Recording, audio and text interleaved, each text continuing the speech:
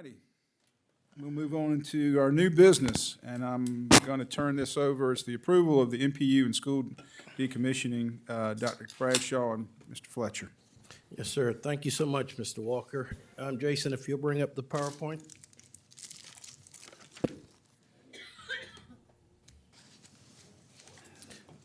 Okay, ladies and gentlemen, over the last few months, you've heard a lot of discussion about closing or decommissioning or consolidating schools. I wanted you to hear directly from me in terms of why we will be making the recommendation this evening. Next slide. I understand that this item has created a lot of discussion in the community. This actually has been very good discussion, and it's given us kind of a roadmap on how we're going to move forward. When I look at our vision and mission statement, about 5 years ago when I started, we established this vision statement, and what stood out to me would be the equitable education. And as we look at the direction we're moving, I often ask myself, are we giving every student in Richmond County an equitable education based on the facilities that we are providing for all of our students and teachers? In addition, the mission statement. When we developed the mission statement, we clearly said that we were going to make Richmond County school system a globally competitive school system that educates the whole child through teaching, learning, collaboration, and innovation. Next slide, please. I also wanted to share that we have a strategy map as a result of our strategic plan. And in our strategy map, it clearly states at the bottom, ensure fiscal responsibility and accountability. And if we do everything in the blue boxes, it should lead to student achievement and success. Therefore, all decisions should be driven by the strategic plan and the strategy map. Next slide, please. Therefore, a brief discussion about why are we recommending the consolidation of schools. As the school superintendent, the goal is to have a vision for the next 5 to 10 years for our school system. And in the past, this isn't new, having right sizing or discussion, this decommissioning of schools, but we decided to take a different approach and move toward a long-range facility planning model. We hired a consultant to kind of guide us in moving in that direction. The second bullet states that any decision we make, we want to improve student achievement. The sources that we've noticed that we look at kind of shares with us that we may not be moving in the right direction as fast as we would like. At the video that we aired at the beginning of every public hearing, it clearly stated that we were at the bottom of student achievement in the state. Therefore, that drives us to make changes in how we operate our schools. In everything we do, we have to reflect upon it. Now think about the third bullet, which would be what programs are we offering?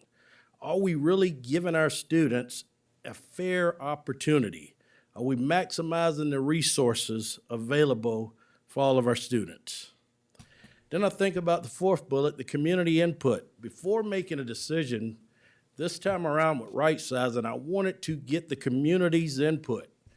And the goal was to be extremely transparent as opposed to having the 2 public hearings that are required.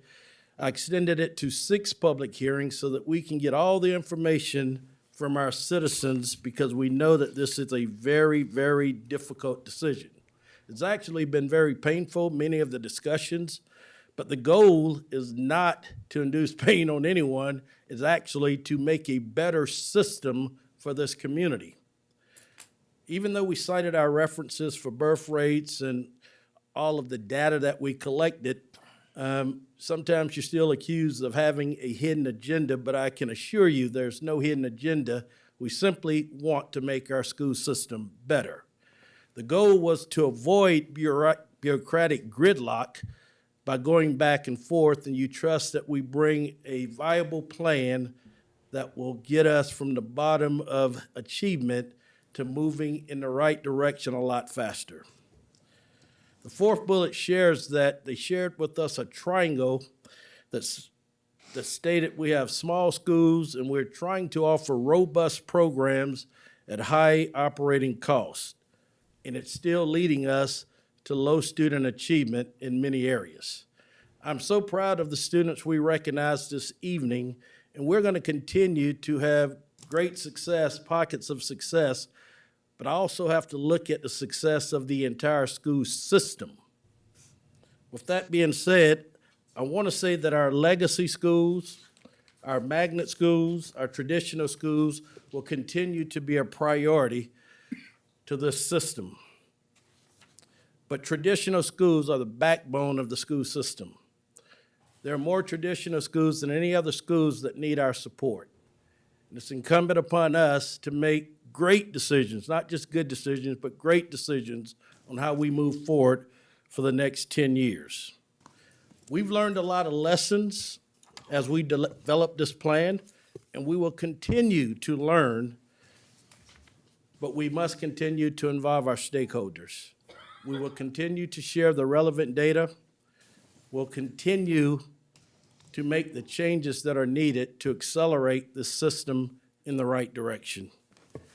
Therefore, I am making a recommendation to the board based on the next slide. We still have 16 of our 28 elementary schools that are below the enrollment needed for minimum program state funding.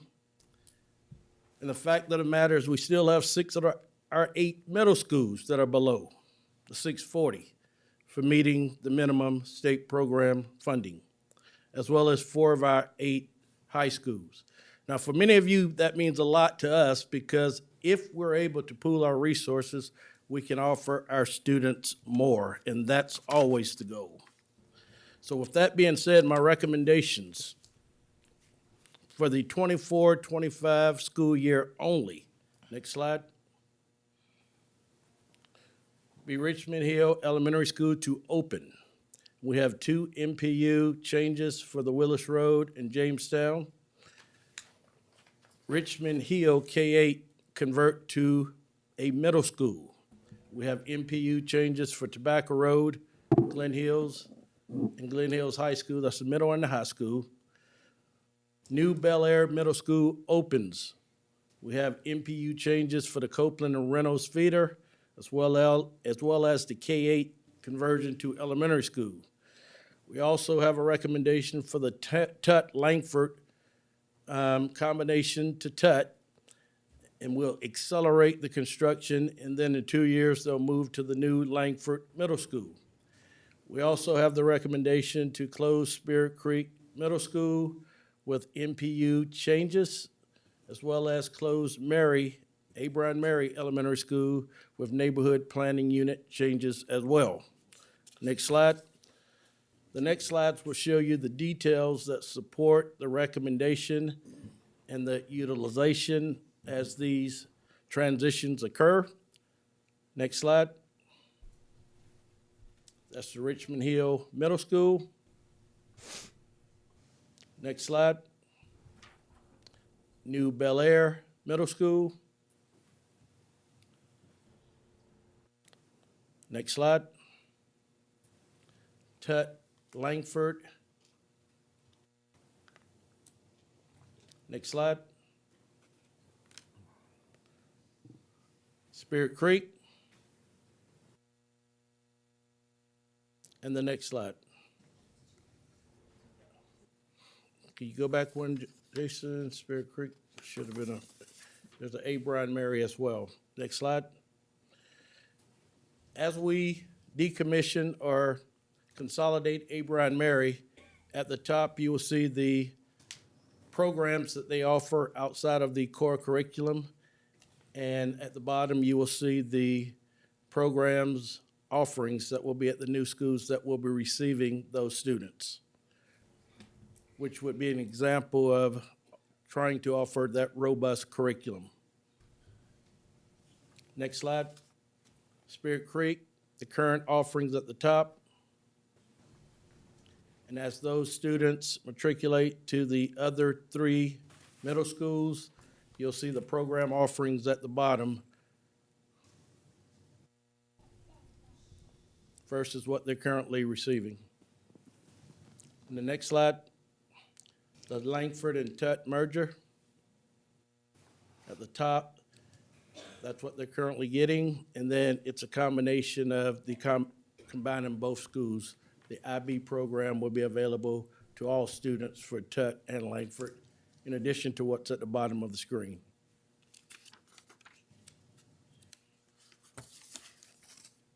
Okay, next slide.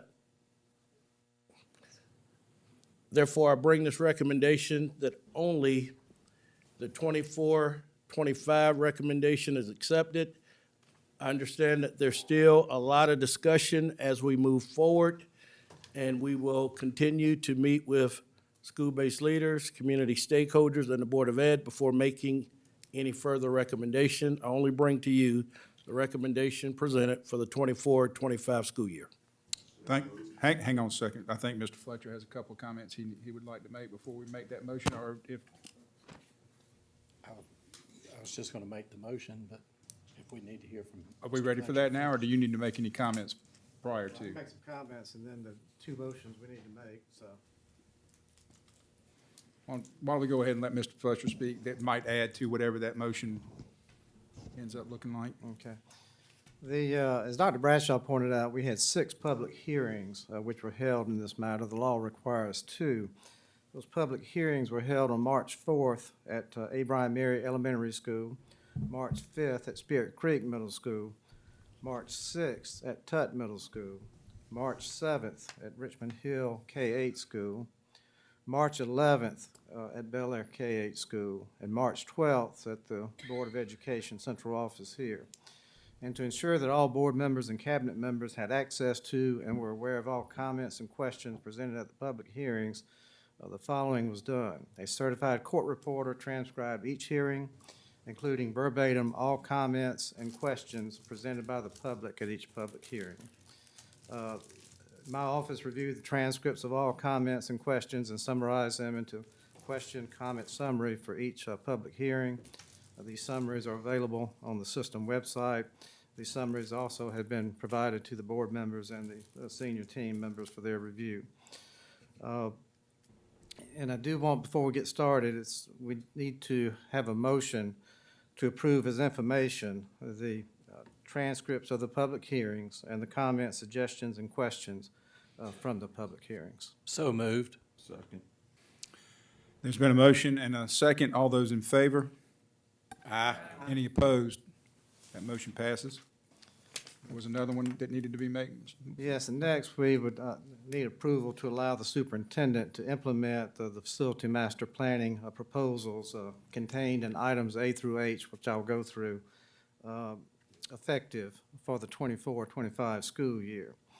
The plan proposes as follows: to open new Richmond Hill Elementary School, to convert Richmond Hill K-8 School to Richmond Hill Middle School, to open new Bel Air School, to convert Bel Air K-8 School to Bel Air Elementary School, to temporarily close Langford Middle School beginning with the 2025 school year, and combine that with Tut Middle School to allow for the construction of the new facilities on the current campus of Langford Middle School, to close Spirit Creek Middle School and repurpose its facilities for a use to be determined at a later time, to close Abraham Mary Elementary School and repurpose its facilities for a use to be determined at a later time, to reassign students and make proposed changes to the neighborhood planning units as outlined in the attached exhibit, which is the timeline and actions as part of the presentation.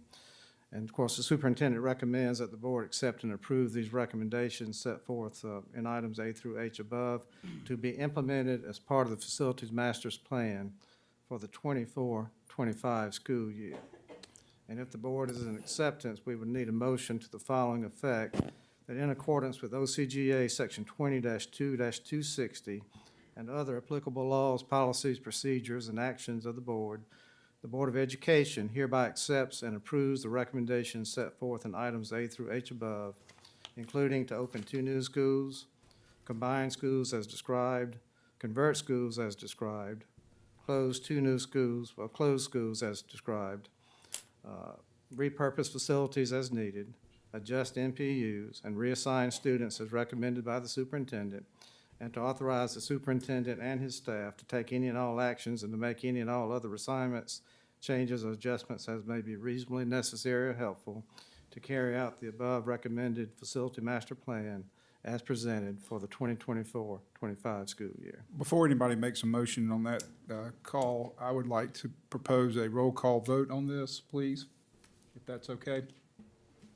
I make a motion that we approve the superintendent's recommendations. Okay, there's a motion and a second. Dr. Bradshaw, if you would. Mr. Charlie Walker, Yes. Ms. Shonda Griffin, Yes. Mr. Jimmy Atkins, Yes. Ms. Venus Kane, Yes. Mr. Walter Eubanks. Yes. Dr. Wayne Frazier, Yes. Mr. Charlie Hannah, Yes. Mr. Ed Lowry, Yes. Ms. Helen Minshew, Yes. Ms. Patsy Scott. Yes. All righty, that is a unanimous yes. That motion is passed. Dr. Bradshaw, that's a heavy lift there. Thank you for you and all your staff's work, HPM as well. And I can't think of anything that I've seen on my time on the board that I'm hoping is going to make a big difference on lifting us out of that bottom 10%. And we are here to 100% support you, as you can see by the unanimous vote this evening. So thank you all, and that will close out our new business for right now.